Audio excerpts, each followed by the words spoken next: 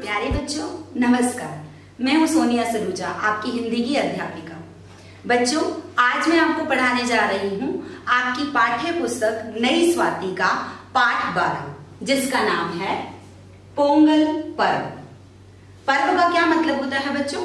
उत्सव, त्योहार। और पोंगल पर्व का नाम है। तो आज हम पढ़ेंगे पोंगल पर्व के बारे में। पाठ को शुरू करने से पहले एक बार हम शब्द अर्थ की ओर ध्यान देते हैं।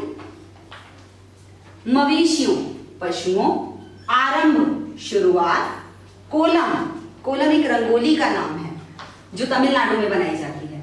महाभोज दावत, प्रशिक्षण, प्रशिक्षण कहते हैं कुछ सीखना, कोई भी काम हो सकता है, चाहे वो शिल्प हो, कला हो, किसी तरह का कोई भी व्यवसाय हो, उसके बारे में सीखना, उसकी शिक्षा लेना प्रशिक्षण कहलाता है। और बच्चों आपकी पाठ्य पुस्तक में बहुत सारे कठिन शब्द हैं, उनका आप अभ्यास करते रहिए, उनको पढ़ते रहिए। चलिए पाठ शुरू करते हैं। बच्चों इस पाठ में आपको पढ़ाया गया है पोंगल विषय के बारे में। पोंगल पर्व जो कि दक्षिण भारत में तमिलनाडु में मनाया जाता है। तो बच्चों पोंगल पर्व का अर्थ होता है खिचड़ी। अगर हम पोंगल शब्द की बात करें तो उसका अर्थ है खिचड़ी। यह त्योहार जनवरी मास में मनाया जाता है। 14 जनवरी से एक दिन पहले और 14 जनवरी के एक दिन बाद तक, या यूं कह सकते हैं कि 13 जनवरी, 14 जनवरी और 15 जनवरी को यह त्योहार मनाया जाता है। बच्चों इस त्योहार का भी अपना ही एक विशेष महत्व है। यह त्योहार 3 दिन मनाया जाता है। कुछ हिस्सों में, दक्षिण भारत के कुछ भागों में यह त्योहार 4 दिन तक भी मनाया जाता है। और 4 दिन तक मनाए जाने वाले इस त्योहार का नाम अलग अलग है। पहले दिन हम इसे भोगी पोंगल के नाम से जानते हैं। दूसरे दिन हम इसे सूर्य पोंगल के नाम से जानते हैं। तीसरे दिन यह मातू पोंगल कहलाता है।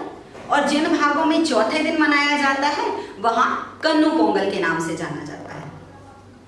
बच्चों यह त्योहार फसलों से जुड़ा हुआ है, इसलिए फसलों से संबंधित जो भी चीजें हैं, पशु हैं, बारिश है, सूर्य है, ये सभी चीजें जो भी हमारी फसलों से संबंधित हैं, उन सब का इसमें वर्णन किया गया है। किसी ना किसी तरह से उन सब की पूजा की गई है।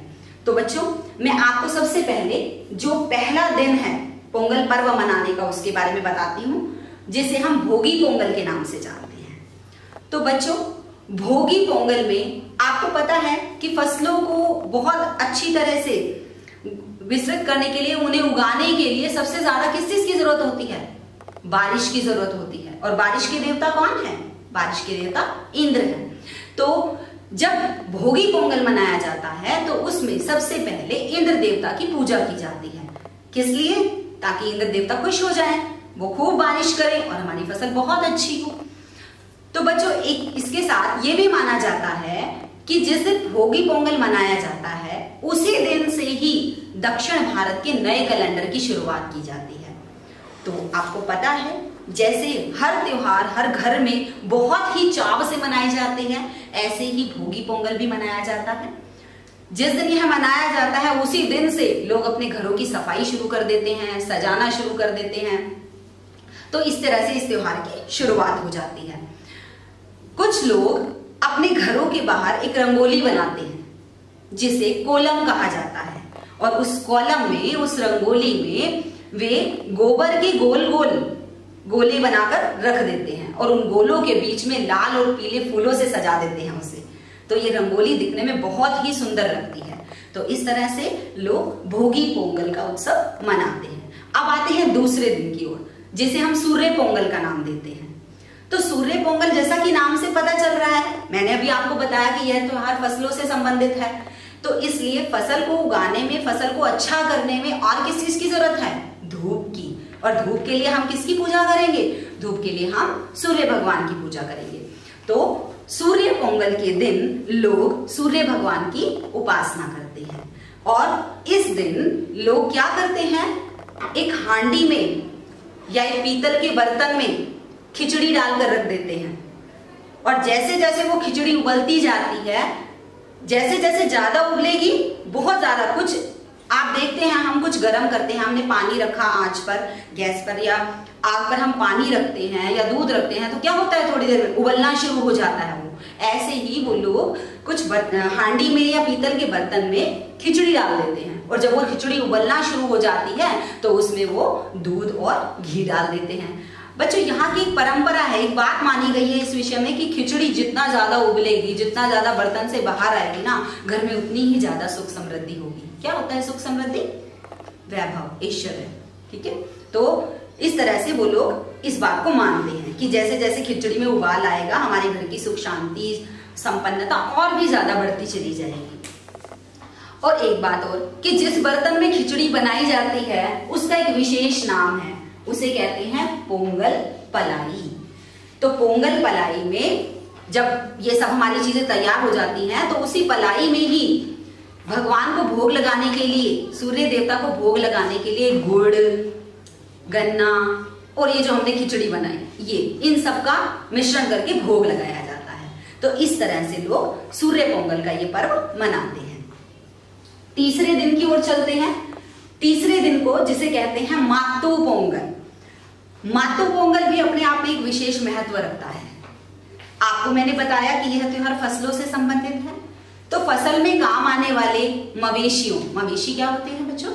मवेशी होते हैं पशु जो कि हमारी फसलों के लिए काम करते हैं। जैसे भी मान लीजिए आपको फसल को अच्छा करना है, हमें किसकी जरूरत पड़ी होगी? पशुओं की जरूरत पड़ेगी। पशुओं में किसकी? बैल की, सांड की, जो कि खेती करने के काम आते हैं।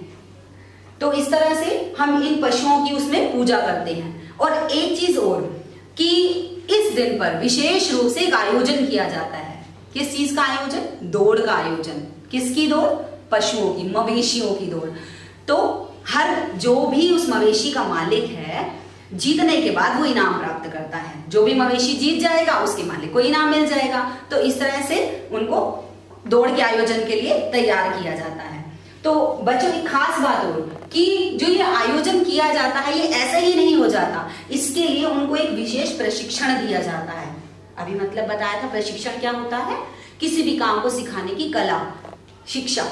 ठीक है, तो उनको एक विशेष प्रशिक्षण दिया जाता है। पूरा साल भर पहले उन पशुओं को तैयार किया जाता है अच्छे से, ताकि वो उस आयोजन में, दौड़ आयोजन में भाग ले सके और जीत प्राप्त कर सके। तो इस तरह से ये जो हमारा मातू पोंगल है ये किससे संबंधित है? मवेशियों से। तो बच्चों अगले की ओर चलते हैं। अगला है हमारा कन्नू पोंगल। आपको बताया मैंने कि तमिलनाडु के कुछ हिस्सों में यह त्योहार 4 दिन तक मनाया जाता है। जो चौथा दिन है उसे हम क्या कहते हैं? कन्नू पोंगल। इस पोंगल में क्या होता है कि मान लीजिए घर में बहुत सारे सदस्य हैं, बड़े भी हैं छोटे भी हैं। तो जो बड़े हैं वो अपने से छोटों को उपहार देते हैं और सभी लोग एक दूसरे को शुभकामनाएं देते हैं। और खास बात क्या है इस त्योहार की? इसमें खास बात यह है कि केले के जो पत्ते होते हैं उसमें जो खिचड़ी बनाई जाती है, हम बार बार खिचड़ी खिचड़ी क्यों कर रहे हैं? क्योंकि पोंगल का अर्थ ही खिचड़ी है। तमिल भाषा में पोंगल का अर्थ है खिचड़ी। तो केले के पत्तों में खिचड़ी परोस दी जाती है और उसका भगवान जी को भोग लगाया जाता है। कभी कभी तो महाभोज का आयोजन भी किया जाता है। क्या होता है महाभोज? दावत, सभी को बुलाकर खिलाना। तो इस तरह से ये पर्व 4 दिन तक मनाया जाता है। तो बच्चों अब आपको करना क्या है? आपको अपनी पाठ्य पुस्तक में इस पाठ का अध्ययन करना है, पठन करना है। इसमें जो भी कठिन शब्द हैं उनका बार बार लिखित रूप में अभ्यास करना है, शब्द अर्थ याद करनी है और इससे संबंधित कार्यपत्रिका हम आपको शीघ्र ही भेजेंगे।